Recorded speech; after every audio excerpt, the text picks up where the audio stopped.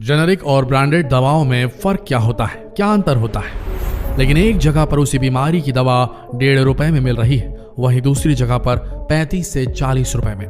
और इन दवाओं को लेकर सबसे बड़ी बात यह है कि दोनों ही दवाएं उसी बीमारी के इलाज के लिए बनी है, जिनकी कीमत कहीं पर 1.5 रुपए है तो कहीं पर 40 रुपए।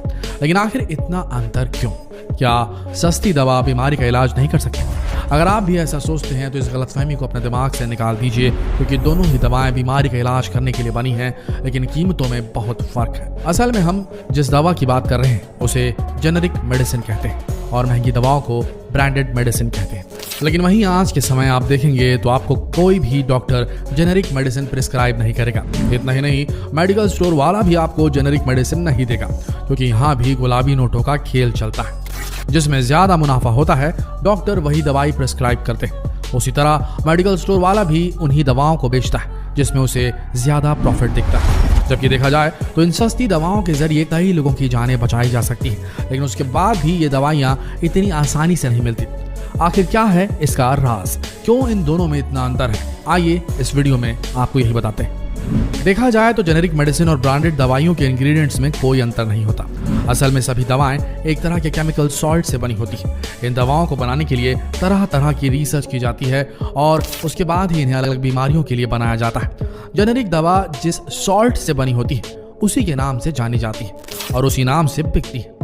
जैसे दर्द और बुखार में काम आने वाली पैरासीटामोल सॉल्ट को कोई कंपनी इसी नाम से बेचे तो उसे जेनेरिक दवा कहेंगे। वहीं जब इसे किसी ब्रांड जैसे कि क्रोसिन के नाम से बेचा जाता है तो ये उस कंपनी की ब्रांडेड दवा कहलाती है। लेकिन इसमें सबसे बड़ा अंतर यह है कि सर्दी, खांसी, बुखार और बदन दर्द जैसी रोजमर्रा की दिक्कतों के लिए जो दवा महज 10 पैसे से लेकर 1.5 रुपए प्रति टैबलेट में मिलती है, वहीं जब कोई ब्रांडेड कंपनी इसे अपने नाम से बेचती तो इस दवा की कीमत 35 रुपए से 40 रुपए तक पहुंच जाती है।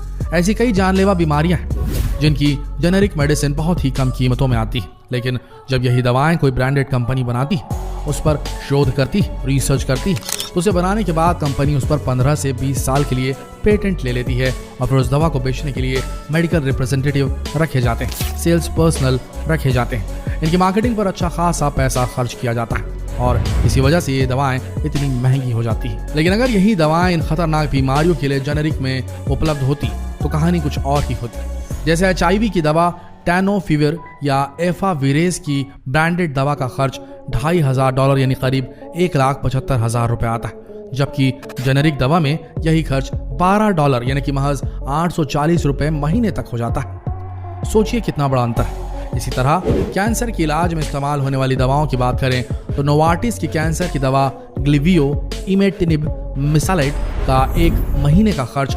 $2,158 यानी कि करीब $1.5 लाख रुपए से ऊपर पड़ता है, जबकि जेनेरिक रूप में इसी दवा का खर्च $174 प्रति माह यानी कि महज $12,180 रुपए पड़ता है। सोच कर देखिए इन दोनों दवाओं के बीच इतना बड़ा कैसे अंतर है। ऐसे ही बेयर की कैंसर ड्रग सोराफेनिब टोसाइलेट, जिसे वो नेक्सवार के नाम से बेचती है, उसका एक महीने का खर्च $5,030 है, जबकि जेनेरिक दवा लेने पर यही खर्च महज $122 प्रति माह रह जाता है। कुल मिलाकर देखा जाए तो जेनेरिक दवा ब्रांडेड दवाओं से कई गुना सस्ती होती है, लेकिन इनका सस्ता होने का एक और बहुत बड़ा कारण यह है कि जेनेरिक दवाओं की कीमत को सरकार तय करती है, वहीं ब्रांडेड दवा बनाने के लिए कंपनियां इस पर रिसर्च करती हैं, पेटेंट लेती है और विज्ञापनों पर भारी भरकम खर्च करती हैं, और इसी प्रचार प्रसार की वजह से ब्रांडेड कंपनियों की दवाइयां इतनी महंगी होती हैं। लेकिन अगर हर जगह पर जेनेरिक दवा आसानी से मिलने लगे तो ये उन लोगों के लिए संजीवनी का काम करेगी जिन लोगों की मौत महंगी दवाओं की वजह से हो जाती है। क्योंकि भारत में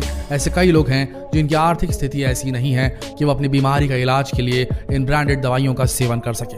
और अगर आप भी जेनेरिक दवाओं को हासिल करना चाहते हैं तो आपको बता दें कि bureau of pharma PSUs of India BPPI पर प्रधानमंत्री जन औषधि योजना PMBJP को लागू करने की जिम्मेदारी।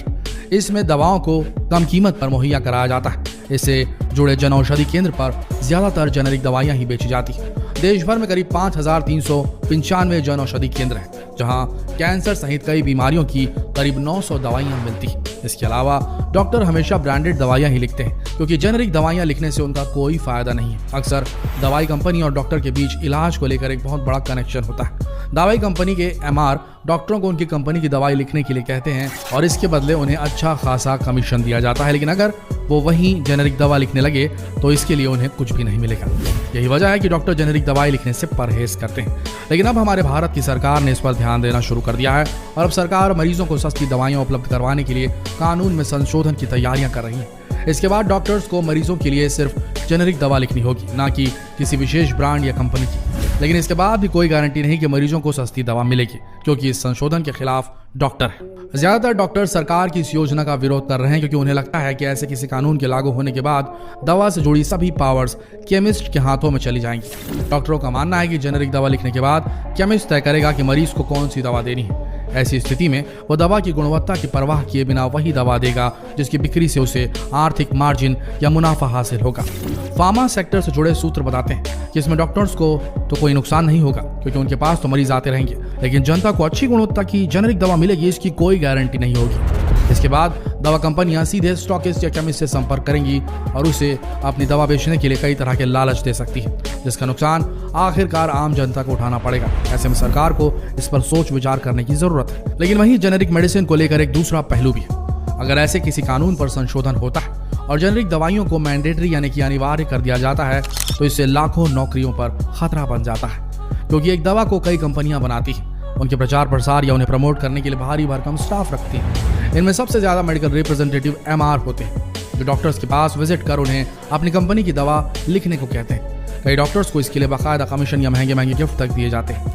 ऐसे में डॉक्टर्स जब सिर्फ जेनेरिक दवा लिखेंगे तो ये सब करने की जरूरत नहीं पड़ेगी। इसका दूसरा असर ये होगा कि ब्रांडिंग खत्म हो जाएगी, तो दवा कंपनियों को प्रचार प्रसार के लिए स्टाफ भी कम करना पड़ेगा। कई लाख मेडिकल रिप्रेजेंटेटिव्स की नौकरियां खतरे में आ जाएंगी। फार्मा और मेडिकल सेक्टर से जुड़ी डॉक प्लेक्सेस के मुताबिक बड़ी कंपनियों में से प्रत्येक अपने उत्पादों के प्रचार प्रसार के लिए 5000 से ज्यादा फील्ड स्टाफ रखती है।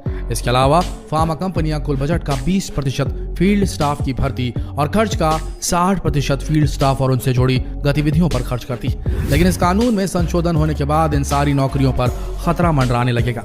लेकिन देखा जाए तो इससे आम जनता को बहुत फायदा होने वाला है। उन गरीबों का इलाज बहुत कम खर्च में हो जाएगा जो आज के समय इलाज पर लाखों खर्च कर रहे हैं, क्योंकि अनुमान के मुताबिक किसी भी मरीज के इलाज के दौरान होने वाले खर्च का 70% अकेले दवाओं पर खर्च हो जाता है। सरकार ने लोकसभा में एक सवाल के जवाब में बताया कि इलाज और दवा पर होने वाले खर्च की वजह से देश में हर साल 3 करोड़ से 8 लाख लोग गरीबी रेखा से नीचे चले जाते हैं। वहीं सबसे बड़ी बात यह है कि आज के समय हमारे भारत में जेनेरिक मेडिसिन की कोई कमी नहीं। देश में सालाना करीब 1 करोड़ 27 लाख करोड़ की दवाएं बेची जाती हैं। इसमें 75%